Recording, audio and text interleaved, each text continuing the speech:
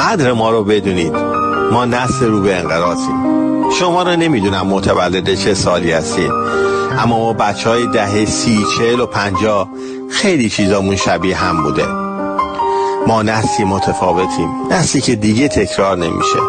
ما هم بوی خزینه و آبنبار حمومای عمومی یادمونه و هم جکوزی و ماساژ با آب گرم. ما همونایی هستیم که با جیان دایجون میرفتیم 13 بدر و چند سال بعد توی خیابونهای شهر هاج و واج و دهنی باز ماشینای بوگاتی و مازاراتی رو شمردیم. ما هموناییم که از بازی هفت سنگ و کوبیدن کف دست روی عکس آدم خرسی گذشتیم و به بازی انگری برد رسیدیم. ما نسلی هستیم که از جاهلای فیلم‌های مسعود کیمیایی تا تیپ‌هایی مثل گلزار رو تو سینما دیدیم و از نعره لوتی‌های توی فیلم فارسی تا صدای اشوای پسرای دخترنما توی این سالهای سینما ایران دیدیم و شنیدیم. با این حال ما نسل عجیبی هستیم که دیرو با سکه دوزاری ارتباط تلفنی برقرار می‌کردیم و امروز با موبایل پول جابجا می‌کنیم. ما واقعا استثنائیم. نسل قبل ما این شکلی نبود و نسل بعد ما هم قطعا اینطوری نمیشه. ما ساعتی که با اثر گاز دندون رو مچ دستمون و کشیدن عقربه‌هاش با خودکار بیکو تا آیواش و ساعت سامسونگ رو تجربه کردیم. ما راهی طولانی رو یه شبه رفتیم. نسل قبل ما رفتن و این همه اتفاقات عجیب و غریب دنیای مدرن رو ندیدن و نسل بعد ما میان و در حالی که تو کلاساشون کامپیوتر و هیچ حسی نسبت به بوی دفترهای کاهی و نو تو اول مهر ندارن. ما واقعا نسل خوبی بودیم. قدر ما رو بدونی که تو این دنیا چنین نسلی که هم جواد یحصالی رو درک کرده باشه و هم جاستین بیبر رو دیگه پیدا نمیشه.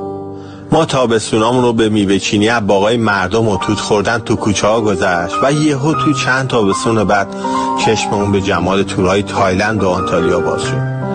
ما آخرین نسل بازی‌های کوچه‌ایم. ما اولین نسلی هستیم که موسیقی رو از رادیو ضبط کردیم.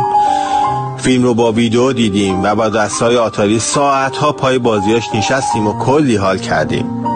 ما آخرین نسلیم که بدون موبایل و لپتاپ و فیسبوک و وایبر و واتساپ و تلگرام زندگی کردیم، اما واقعا زندگی کردیم. چای رو با نگاهمون از کتری تا فنجون دنبال کردیم. یادش بخیر.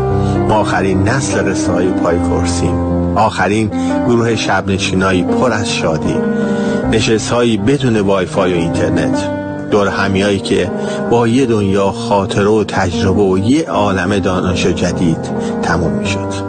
آخرین نسل شب‌نشینایی گفتن از جن و غول و پری، پیاده رفتن‌های مدرسه، کیوسک تلفن عمومی سکه‌ای، پشت وانت نشستن تا شهر رو مخفی کردن ویدیو داخل گونی و دوربین عکاسی با فیلم 36 تایی.